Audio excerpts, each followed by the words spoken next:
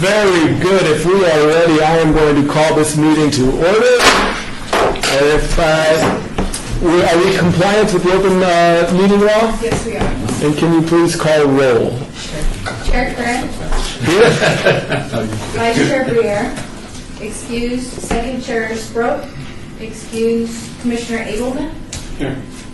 Commissioner Alvarez. Here. Commissioner Haynes Hamlin. Here. Commissioner Shepsick. Here. Commissioner Carpool. Excused. Commissioner Trimble. Here. Commissioner Tukaz. Here. Commissioner Weinstein. Excused. And Commissioner Zachary. Here. And we do have a quorum. Wonderful. Thank you. With that, we will move on to public comment. During this portion of the agenda, must be limited to matters on the agenda for action. If you wish to be heard, please give your name for the record. The amount of discussion, as well as the amount of time any single speaker is allowed, may be limited.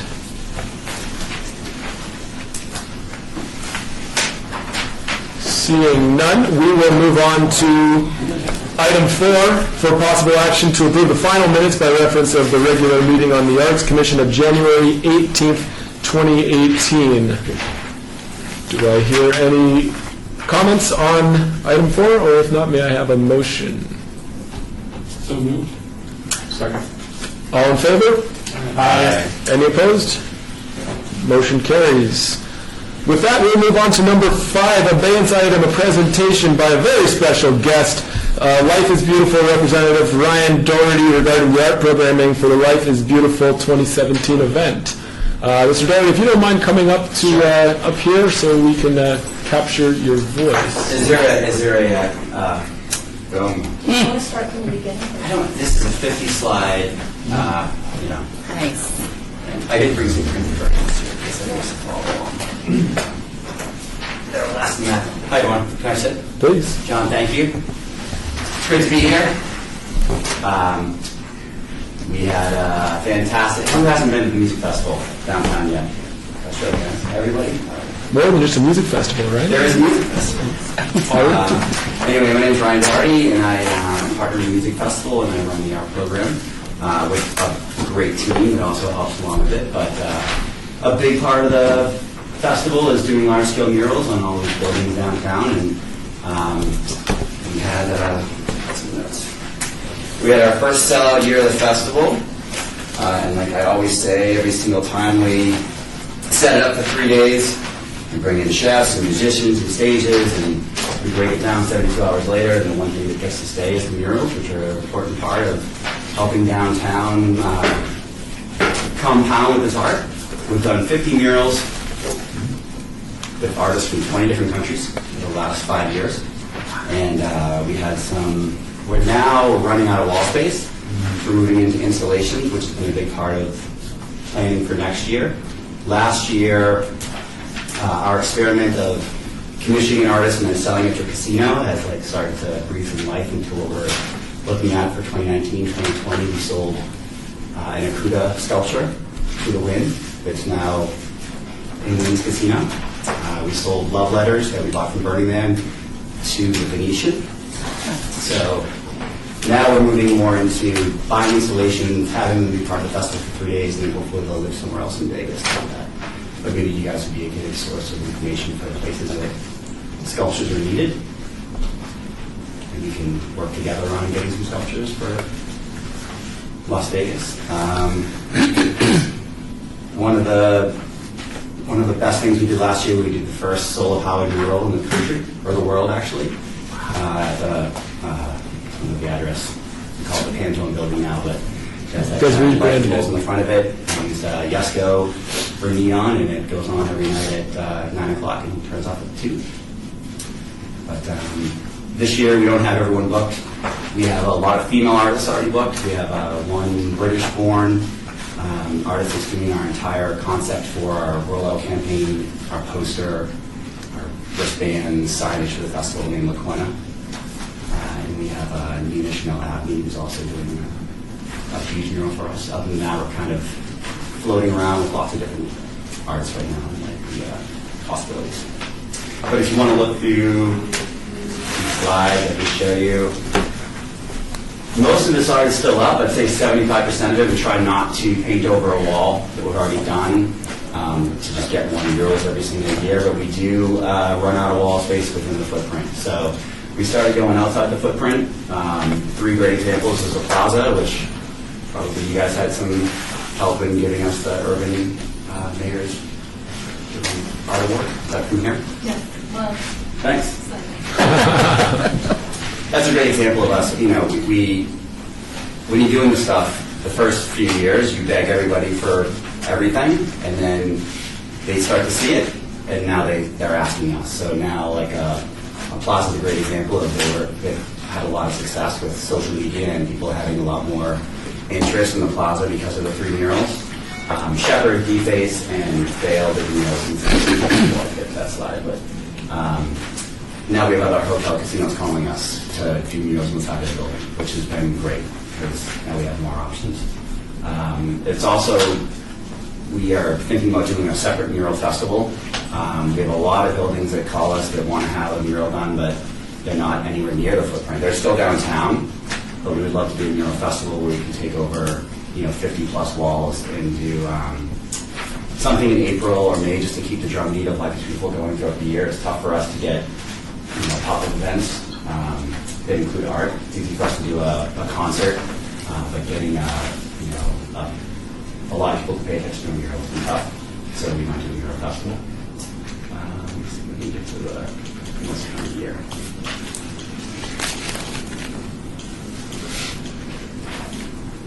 We're going to do a sculpture of this year, I think. So, a giant stand on it. It's 28 feet long. He's proposing that right now. And that can live somewhere else downtown if you guys have any thoughts on it. That's the Hampton building that now has a neon on it. Sorry, this is... Can I ask a question? You may, yeah. Lori here, Machado with Sculpture Guide. Do you use just kids exclusively, or how do you? So it depends on what it is. For murals, we use just kids a lot. I say 95% of the murals will come to her. And then we have locals that just sort of we contact directly, and then sculpture, I just contact all the artists individually. Okay. So if they don't do any of the sculptures or installations, they just do the art. This is the fail one we did this year, so now they have all 3 of their walls finished. This is another example of one that's outside the footprint. The wall to the left of this, as you're coming out, will be done this year. Different artists, we got both those walls in the contract last year. These are 2 new walls from this year. This is another example of sometimes an artist will call us and say, I've grown a lot since I did that first mural. We want to come back and do it. Some of them want to do it for nothing. They're I'm so tired of that art. It's not me anymore. And Vista Clare is a good example. They came back in to do this all over again. We're going to do the wall above it, which is technically Triple B's property now. So we're putting scaffolding on top of the market and doing that wall for this year. It's a group out of Israel that were great. They came in and this was their first wall in Las Vegas. We redid this wall this year because Eureka cut into the front face of their building, so we had to redo this one this year. Kevin Lyons.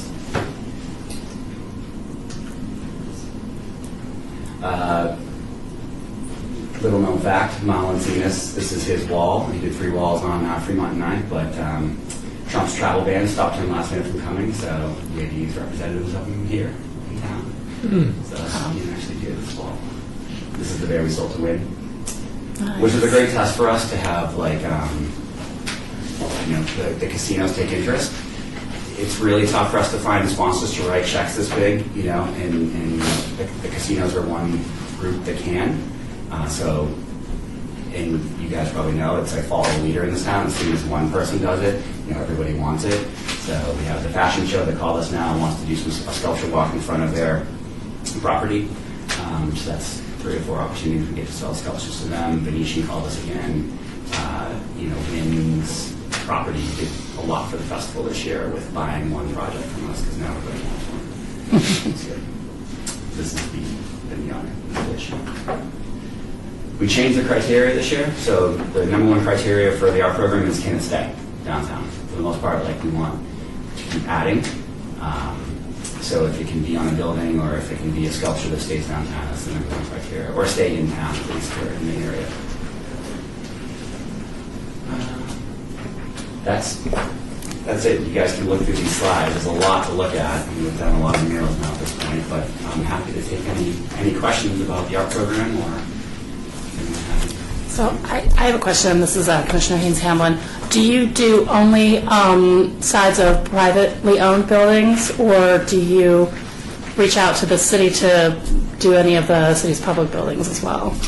We haven't reached out to the city only because we haven't needed to. We get lucky downtown because Tony, in Downtown Project, they own a lot of buildings, so sometimes we're dealing with one person. But we do have, we have an interest in doing this mural festival, so we would be reaching out to lots of different people. There's a lot of walls in town that are just sitting there. We would love to paint them, and we have the artists to do it. I think, there's a need for us to create an inventory sheet that is accessible that we can pitch to artists. A lot of them want to see the wall first. A lot of them, we need to get measurements. There's, it'd be great if you guys had walls that you knew about that we could add into an inventory list. Cool. That's Commissioner Alvarez. Welcome. Good to see you. It's been a while. Plenty of walls all over town. I now work at the county, and the county has a lot of money. And so if you're willing to do some murals right outside of the city, like on that side of Sahara, definitely you should come down and pitch some ideas to the county. Yeah. Their meetings, next meeting's actually next Tuesday at 3 o'clock at the Winchester Cultural Center. I'll email you that information if you want to just go. But on a side note, do you guys have, did you hear what happened with 5 Points in New York?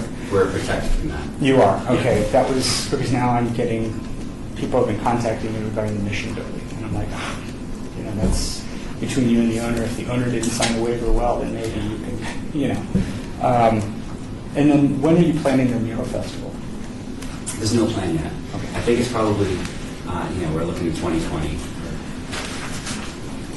Maybe more than that, maybe further than that, we don't know. It's just, I have probably 25 to 30 people that have called me that are offering up their walls. Some of them insignificant, some of them more significant, but it would be nice to get something going where you can walk around downtown and start to fill in some of these other areas. We lose out if we don't paint a wall within the festival footprint because a lot of people just don't venture out. It's even tough. B, painted the wall on the side of the Fremont Experience parking garage, and a lot of people just didn't see it. They don't come in through that way. It's great for downtown, and taking off the festival hat and putting on just downtown business owner hat. Like the more it's painted down here, the better. I stand in front of Park, and there's a Segway mural tour that someone does. That's a third party that has nothing to do with us people, and I just love seeing it. I think it's hilarious and great. So the more murals we can get down here, the better. But a mural festival is just it's kind of like a side project that would be really great for us and great for the festival and great for downtown. So we're trying to put together. Yeah. Commissioner Hamilton, do you see the footprint growing at all? No. I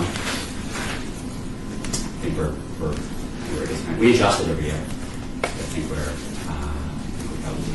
I was just curious, basically, because of the excitement that the arts generate for downtown and what it does for the community as a whole. But there are people that have a problem sometimes with it, and so it's like I'm curious how it's going to morph over time, and what if you're doing any kind of community outreach to kind of We do community outreach. celebrate it. Yeah, and we try to get everyone excited about it, and the footprint is going to change every year with just development and progress. Where there's a main stage, will be a building one day probably.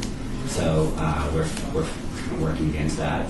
I think we'll be able to enjoy the festival footprint in its current form for another 2 years, and then we're going to have to really make some decisions on how that gets adjusted.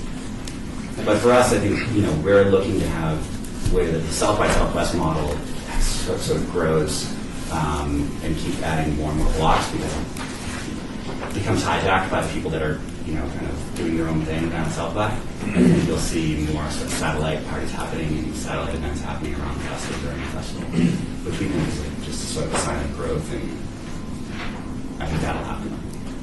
But closing down more streets would be bad for us.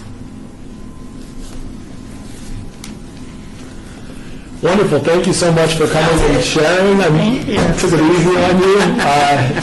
I think we have this presentation electronically, so we can distribute to commissioners if you guys would like to read more closely. There's a lot to take in, but we're all believers of the transformative power of art, so thank you. Real quick, I have one question. If we were to do a New Year Festival, would there be any sort of like city funds or anyone I could campaign to that says, I have, all these walls that could be, okay? Yeah? Sounds good. Quick question. Yeah. This is Commissioner Alpers. With the mural festival, are you just looking at keeping it downtown or spreading it out a little bit? I think to start, the buildings that I've had offered are in the downtown area. They're all sort of relatively close. We just don't have the funds to do, all these walls. We have to kind of keep it within the festival footprint. I think it would start down there and every year it would expand.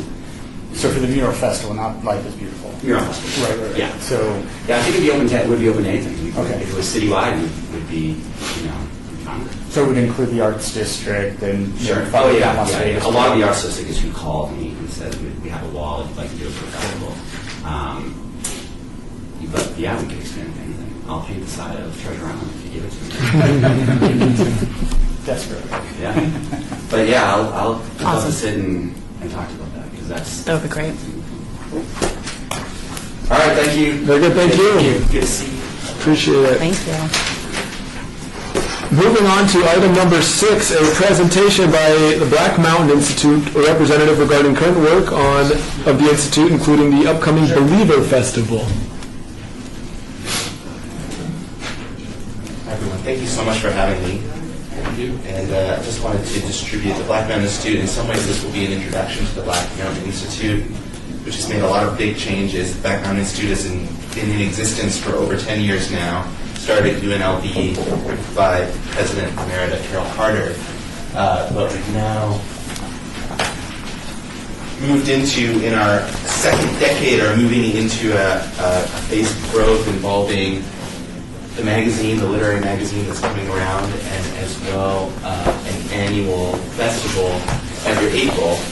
And I wanted to mostly give you a heads up of the festival that will be happening on April 13th and 14th. And my name is, I always forget that one. I'm Michael Ursell. And I run development and community outreach for the Black Mountain Institute at UNLV. So, coming up April 13th and 14th, we're going to have a festival that first began a year ago. So we ran our first festival last year in April, and the footprint is downtown. I'll get into that a bit more, but I'll give you a bit of a short introduction to the Black Mountain Institute. Beverly Rogers, Carol C. Carter, Black Mountain Institute at UNLV. So this gives you a little bit of an idea of what we do. These are two writers, Viet Thanh Nguyen and Paul Beatty, who came to campus at UNLV back in December, and these are two major American novelists. And this gives you a sense of Black Mountain's history. So the Black Mountain Institute's history is to promote the literary arts. And so we brought in December, this is in the model that the type of event you would have seen at the Black Mountain Institute over the past 10 years. You would have seen writers like Viet and Paul, Viet was the Pulitzer Prize winner in 2016, and Paul is the Man Booker Prize winner, which is one of Britain's major literary awards. He won that in 2016 as well. Paul was actually the first American to win this British award, the Man Booker Prize. So Black Mountain Institute historically has brought writers of this stature to Las Vegas, both as visitors for one-off events and also to be writers in residence. So our latest writer in residence this year, Tiari Jones, is maybe making headlines this month as she was Oprah's book club pick. Her book, An American Marriage, is making waves when it just released on February 6th, and immediately it's debuting this week as the #2 bestseller in the country, but it's also an extremely powerful, definitely great American novel. So we have her here on campus all year. Right now she's out of town promoting her book, but she'll be back and she'll be here for the Believer Festival. And she's again the model of what the Black Mountain Institute historically has done: bring important writers to UNLV to be on campus and then be in the community working with people here in Las Vegas. The mission, I should say, our mission at the Black Mountain Institute is to bring writers and the literary imagination to the heart of public life. So that's what we do. We think that the literary sensibilities have something to say, and literary imagination has something to say for issues of public concern and social concern. Okay, so our first festival took place last April, and it's a roving 2-day celebration of arts and culture, and it began last year. This was at the amphitheater at Red Rock National Conservation Area. So that's it's a not exactly a known venue, but it's a little venue tucked away behind the Info Center. That's where we began on Friday night with a series of readings that were meditations on the American dream. So we had a series of writers, both local and national and international stars, as well as artists and musicians in the crowd, giving meditations on the American dream. And it was a beautiful night. We're going to start in the same place this year. So Friday night, on Friday, April 13th, we'll go out to Red Rock, take our artists out to Red Rock. They stay at the El Cortez. So we have all our writers and artists land, come to the El Cortez, and then we load them on buses, take them out to Red Rock, watch the sunset. Last year, the environment itself was an incredible piece of art. And then we have some readings. Then the next day, last year, we moved to the Mob Museum, where we put the American Dream on trial and had a series of writers. Just see, there you can see one. Luis Alberto Urrea is not at the podium, but closest on that chair to the left podium. So in this historic courtroom, we put the American Dream on trial and listened to a bunch of creative pieces. Other guests included Carrie Brownstein, the musician and artist, and Miranda July, the filmmaker and visual artist. So this was at Place on 7th, where we moved after a Saturday morning at the Mob Museum. We moved to Place on 7th, and we were terrified we were going to bake everyone, so we put lots of umbrellas out. And this was really the centerpiece of the festival, was having Carrie Brownstein interviewed by the novelist Dave Eggers, and then followed up by filmmaker Miranda July reading a performance piece. And then we ended the night at Bunkhouse with a show that included Jim James, who's from the band Morning Jacket, and alt country performer Tiff Merritt. So that gives you a sense of what the first festival was and what it was last year. And this year, actually before we get to that, we did some follow-up surveys with the people who attended, and this is something that got us extremely excited when we saw that essentially 99% of the people surveyed said that they were captivated by the programming. And then personally for me, as someone who studies creativity, and as well Joshua Wolfshank, who's the executive director of the Black Mountain Institute, has written a book on creativity, we were extremely excited to see that over 3/4 of our audience had an impulse to go make their own creative work afterwards, which is really the point of why we do this. So coming up this year, on 13th and 14th, as I said, we'll start again in Red Rock. But then we're going to move to, on Saturday, to a reading at the Writer's Block, which will be a smaller scale reading because of the nature of that venue. But part of what we want to do with this festival is, some festivals, as you know, are choose your own adventure. Ours, we like to bring people along on a curated path from beginning to end. So ideally, everyone should follow with us from Red Rock and then follow us through these venues, with adjusting scope and scale as we go. We're going to have a big event at Las Vegas Academy. We can't quite yet announce the headliners for that, but that will be announced soon. Tiari Jones will be at the Las Vegas Academy. Right now she's filling up theaters throughout the country, and she's on the East Coast and in the South. And then we end the night at Backstage Bar and Billiards, and these are the names so far. We just had a piece come out in the LA Times about this. So comedian John Hodgman, who's from The Daily Show, and one of his performing partners, Gene Gray, is going to be there. Nick Hornby, who's the author of About a Boy and High Fidelity, will be there. Terry Jones, as I've said. Dave Eggers is back, and a bunch of people. Joan Johnson and Vogue Robinson are both local poets and performers. T. Bui actually designed the cover that you're looking at on The Weaver, and she also published a graphic memoir recently that just was nominated for a National Book Award.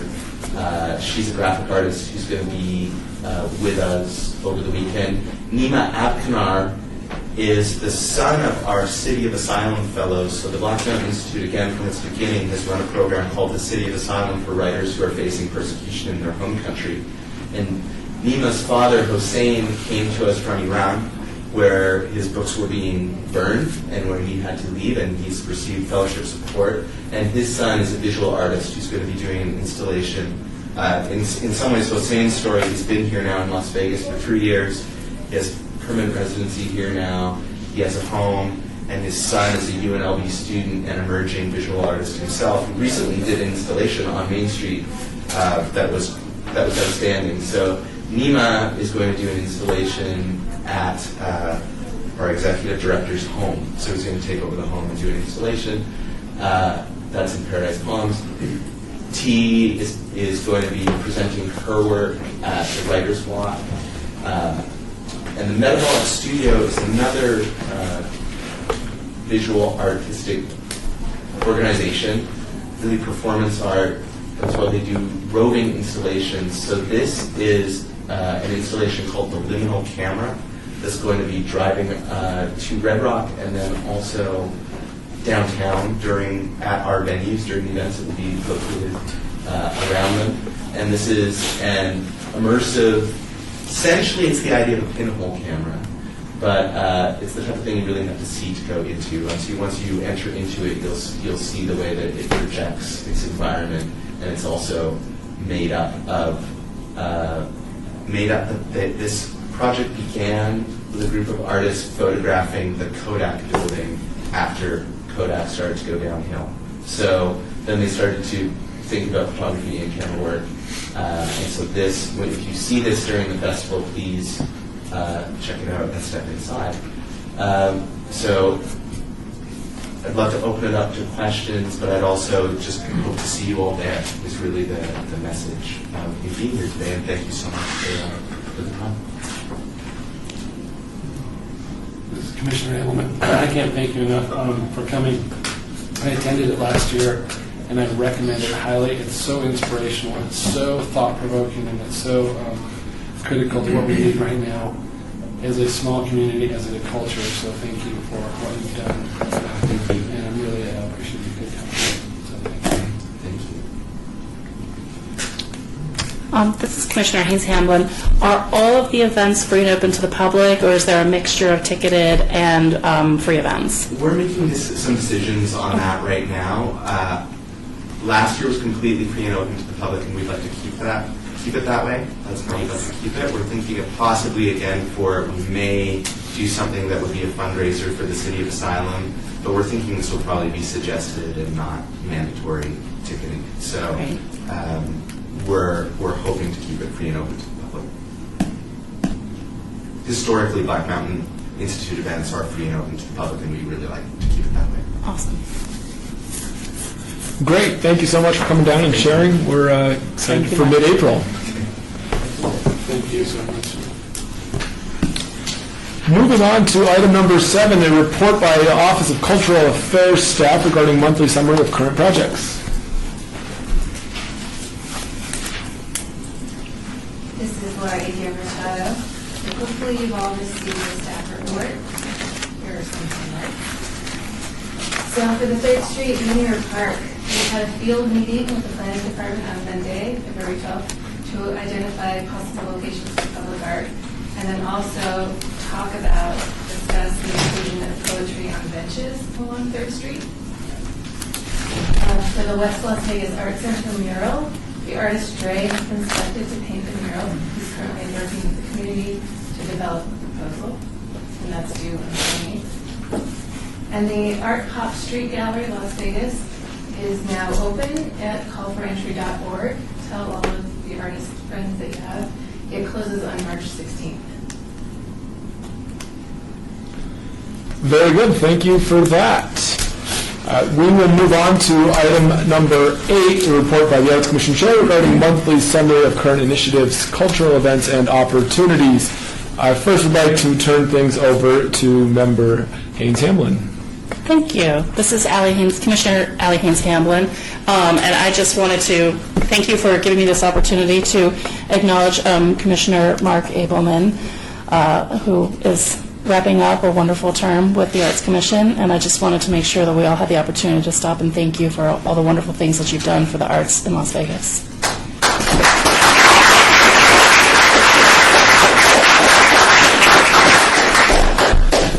Commissioner Edwin, thank you for saying that. That's a privilege to serve with you all and to move the art in this community forward, so thank you. You're welcome. Commission won't be the same without you. So moving on to some of current initiatives, the city has launched a request for proposals for a contemporary art program which seeks to fund and place site-responsive visual and performing art on designated public and private property locations. Interested applicants should visit Nevada Gov eMarketplace and register to view the full bid, number 180191-JL. If you have any other questions about this exciting opportunity or would like to learn more, please contact the public art staff.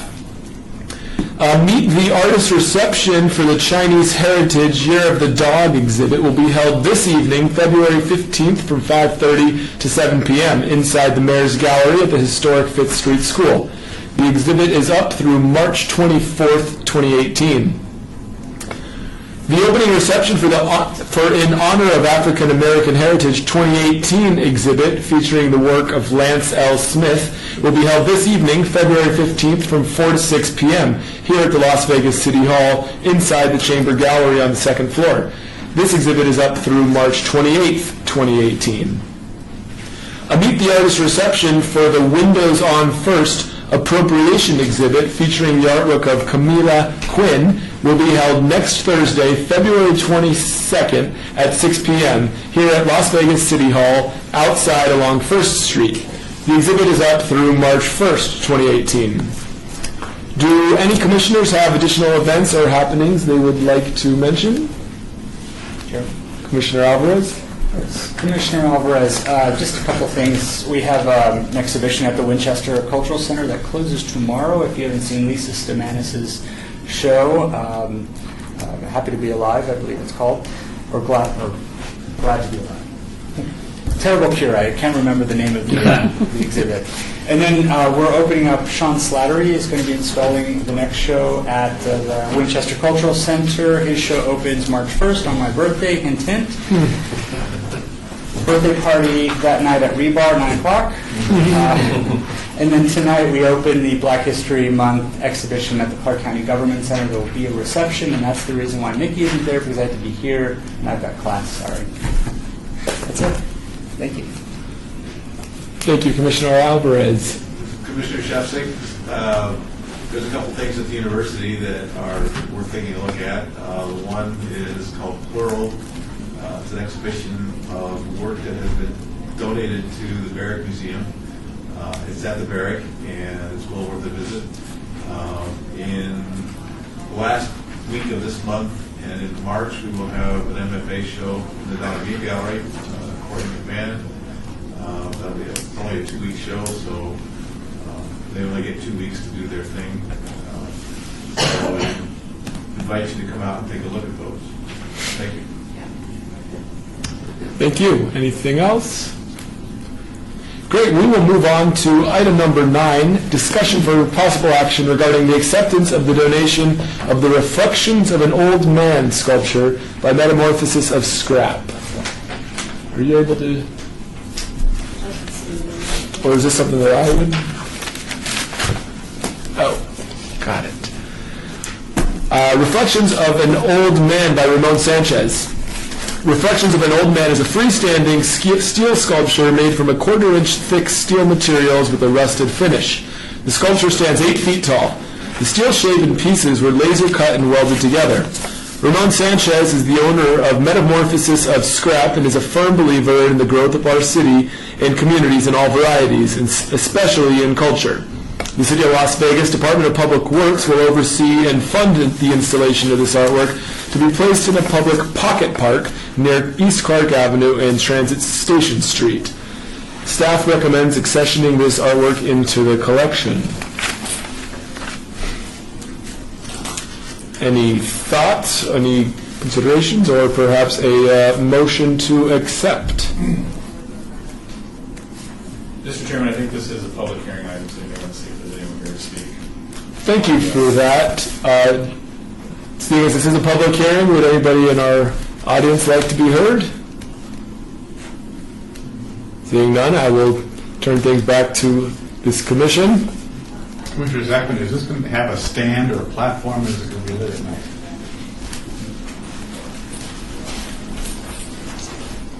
Rebecca Holden speaking. Public Works will take care of making sure that there is a foundation in place and that it is also lit. So there's no cost to the commission to accept this piece into the collection. Commissioner, did you say where it's going, or did I miss that? A pocket park near East Clark Avenue and Transit Station Street. So, Yeah, Rebecca Holden, that's if you've been to the Starbucks right outside of City Hall, directly across the street is the area that used to have benches, and they've since then they're working on it right now. I was wondering, this Commissioner, I was wondering what was going on there, because all of a sudden the benches aren't there, and there's infrastructure going in. Well, this is Commissioner Haynes Hamlin. If I could elaborate a little bit on that pocket park, because we were speaking about the 3rd Street Linear Park earlier. There are some new, really interesting and innovative materials that are going into the 3rd Street Linear Park, and so our Public Works Department has taken advantage of that pocket park to install some of those materials, to test them, to see how they stand up to weather, and make sure the glowing aggregate concrete actually glows at night and that sort of thing. So I'm kind of excited to see it, because it's very experimental and innovative, and having the sculpture as part of that, I think, will just bring more attention to it.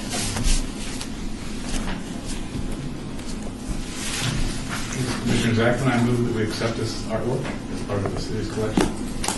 we have a motion. All in favor, please say aye. Aye. All opposed? Motion carries.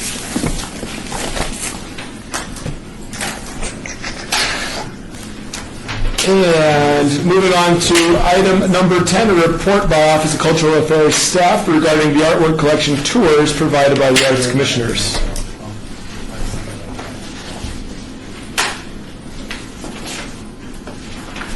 Thank you. This is Rebecca Holden speaking. At the November Arts Commission meeting, it was first proposed that we might offer a public art tour or an artwork collection tour of some sorts to the commissioners to give you a better idea of what we've got. So far, we've scheduled 2 tour groups, and about half of you have joined us on these tours. They've been wonderful. So this is just kind of a recap of what we've done so far. They are wonderfully long days. So we did visit multiple sites. We did a tour of City Hall and then multiple public art sites throughout the general area. And then we also visited the Development Services Center. So at City Hall, we visited the 1st through 7th floors and also the basement. We went through multiple offices within each floor. Some of the galleries we visited within City Hall are the Grand Gallery, the Chamber Gallery, and Olive Gallery. Public art sites that we visited include the First Street Art Trail, which has the Aerial Gallery, Boulder Plaza, Cycled Musings by Mary Hill, Steel Ball in Vegas by Jesse Smigel, Windows on First, which currently has Pamela Quinn's work in it. The image here is of Valentin Jordanov's work on the Aerial Gallery.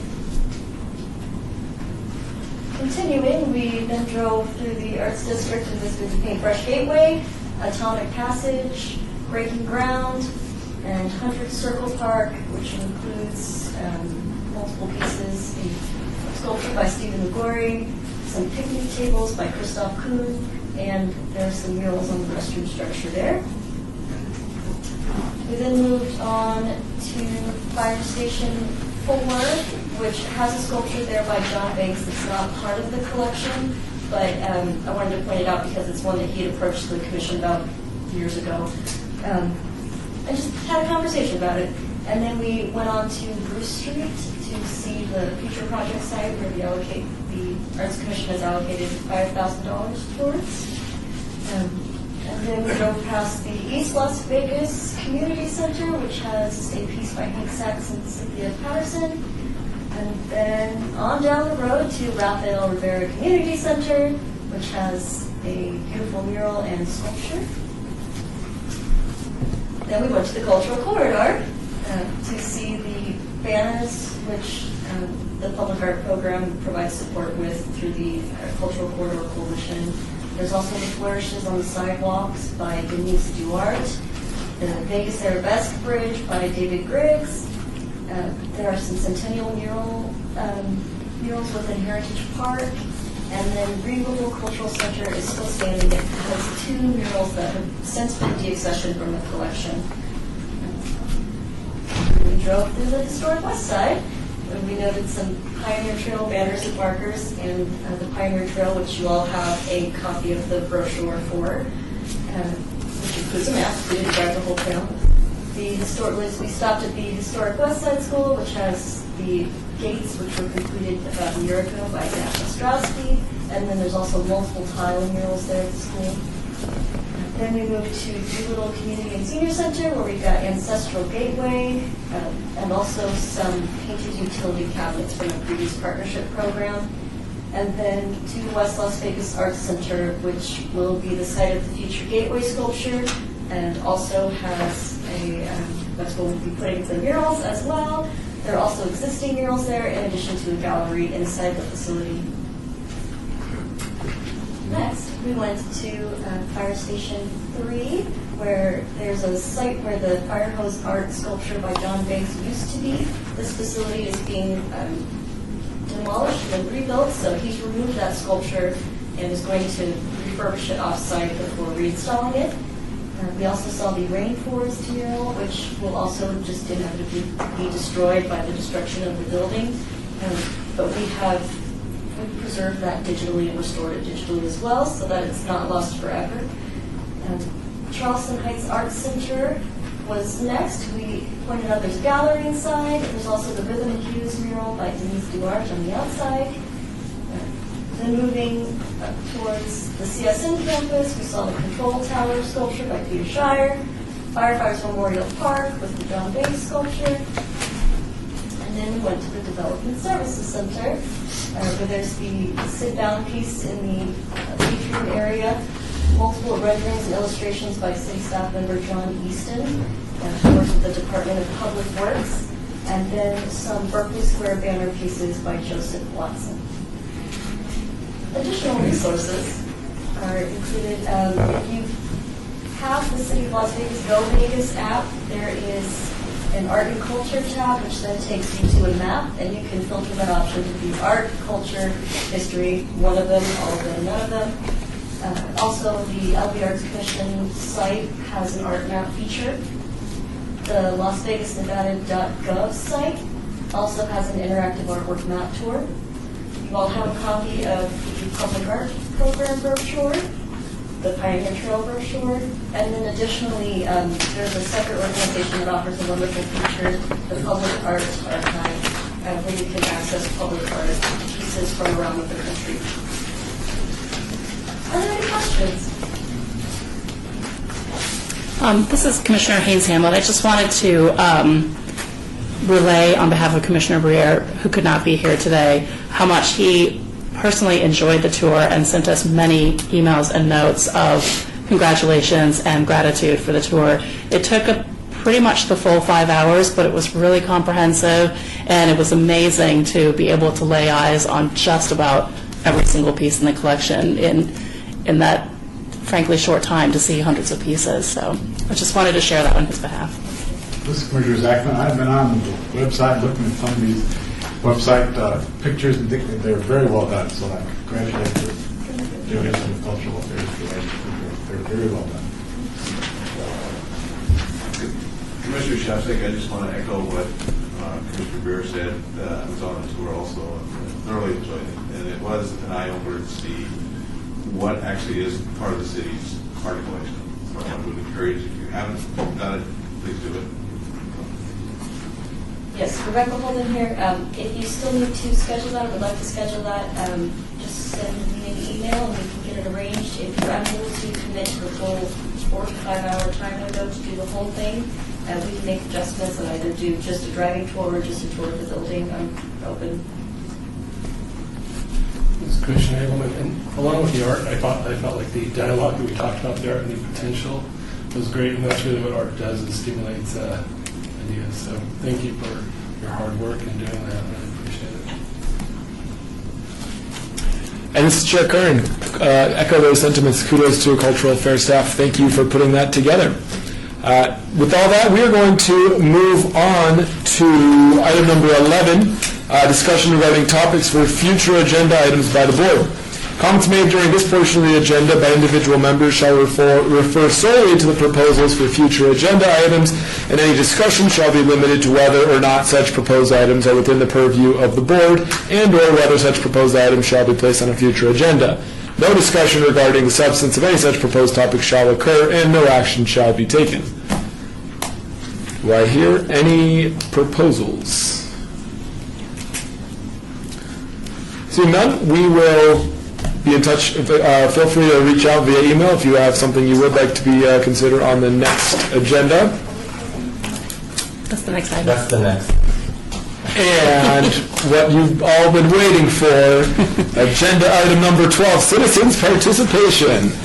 Public comment during this portion of the agenda must be limited to matters within the jurisdiction of the Commission. No subject may be acted upon by the Commission unless that subject is on the agenda and is scheduled for action. If you wish to be heard, please give your name for the record. The amount of discussion on any single subject, as well as the amount of time any single speaker is allowed, may be limited. If you would like to speak, please come on up and say your name in the microphone. Please.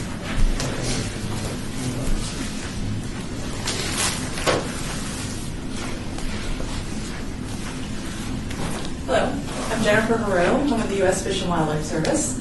We don't often get the opportunity to come to the Arts Commission meetings. We usually operate in a different part of the city.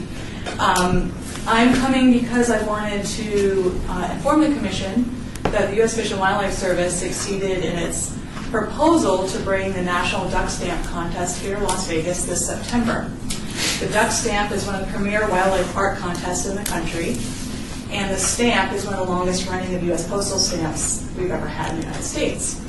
It'll be happening at Springs Preserve, and there's a lot more to the story. So I'd like the opportunity, perhaps in a future meeting, to come and tell you a little bit more about it. I have a couple of initial brochures with me today I can pass out if it's acceptable. And also I wanted to inform the Arts Commission that every year I am the state coordinator for the Junior Duck Stamp Contest, which is a youth art contest that connects wildlife conservation and the arts. It's also built on a science and art-based curriculum, so STEAM. And the winner nationally of that contest also becomes a stamp. And I have a postcard that I can pass around as well. So I would definitely love to tell you more about the Duck Stamp. We're planning a series of events, and because we don't normally operate in the arts realm in Las Vegas, we'd be interested in hearing your ideas for ways we might be able to cross-promote that or reach into the community to inform them that this is happening. Awesome. Wonderful, thank you. We will look forward to learning more about the Duck Stamp program at a future meeting.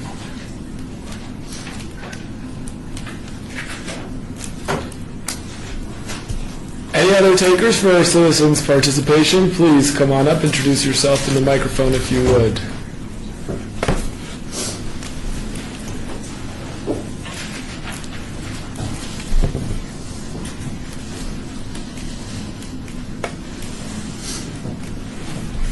Good evening, my name is Michelle Patrick, and I'm the newest member of the Nevada Arts Council.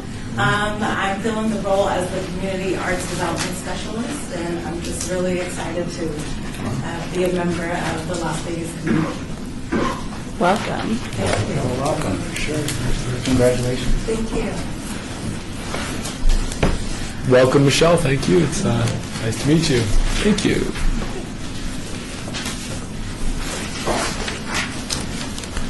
Anyone else for citizens' participation? Seeing none, I will make a motion to adjourn.